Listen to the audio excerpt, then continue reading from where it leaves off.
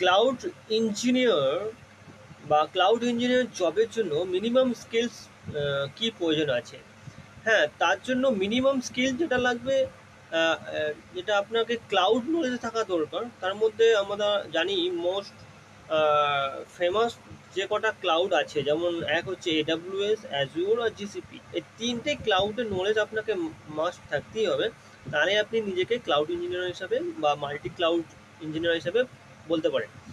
তো এই তিনটে ক্লাউডের মধ্যে যে কোনো একটা ক্লাউডকে আপনি যদি মানে ডিপলি নলেজ থাকে, ধরুন আপনার AWS, GCP ওর অ্যাজিওর, এই তিনটের মধ্যে যদি আপনার GCP নলেজ ভালো থাকে, তাহলে AWS এ আদার্স, মানে AWS অ্যাজিওরে আদার্স যে সার্ভিসগুলো আছে না, তো আপনার কাছে ইজি হয়ে যাবে। তো আমার আমার সাজেশন, যে কোনো একটা ক্লাউড যেটা আপনার বেস্ট মনে হবে, যে কোনো একটা ক্লাউডকে ধরে আপনি অলমোস্ট ক্লাউডের সার্ভিসগুলো একটু ঘাঁটুন, একটু প্র্যাকটিস করুন, তাহলে আপনার আদার্স ক্লাউডটা কমপ্লিট হয়ে যাবে।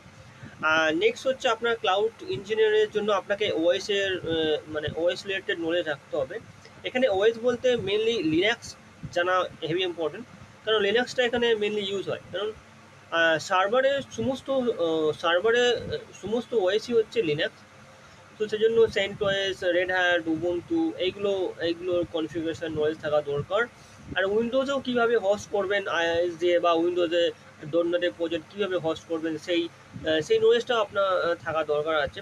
আর সেখানে হচ্ছে সিকিউরিটি, কেন ক্লাউডের সিকিউরিটি ইজ ভেরি ইম্পর্টেন্ট। তো সিকিউরিটি নলেজটা থাকা দরকার, যে ক্লাউডে কীভাবে ফায়ারওয়াল বা ম্যানেজ করবেন, কীভাবে সিকিউরিটি করবেন ক্লাউডের সার্ভারকে, ক্লাউডের ভিএমকে, কীভাবে ইউজার ম্যানেজ করবেন ক্লাউডে আই এম ইউজার দিয়ে।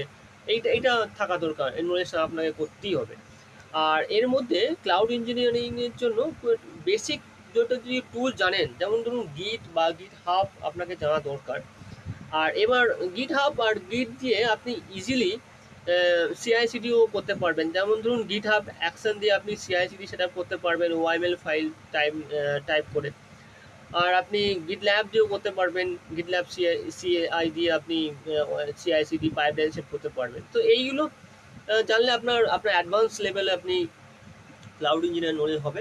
আর লাস্ট হচ্ছে আপনার হচ্ছে মনিটরিং আর লোগ মনিটরিং নলেজ থাকা দরকার। যেমন ধরুন ক্লাউডে যে ক্লাউড ওয়াচ আছে, AWS ক্লাউড ওয়াচ, মানে মনিটরিং পারপাস আপনাকে যে সমস্ত ক্লাউডের সার্ভিসগুলো আছে সেগুলো আপনাকে নলেজ নিতে হবে। আর লাস্ট হচ্ছে আপনাকে সেলফ স্ক্রিপ্টিং জানতে হবে, কারণ সেলফ স্ক্রিপ্টিং দিয়েই ক্লাউডে mainly most of the application run করা হয়, বড় বড় অ্যাপ্লিকেশনগুলো, সেইগুলো জানা দরকার। আর লাস্ট পয়েন্ট হচ্ছে, আর একটা পয়েন্ট আমি বলবো, নেটওয়ার্ক কনসেপ্ট তো মাস্ট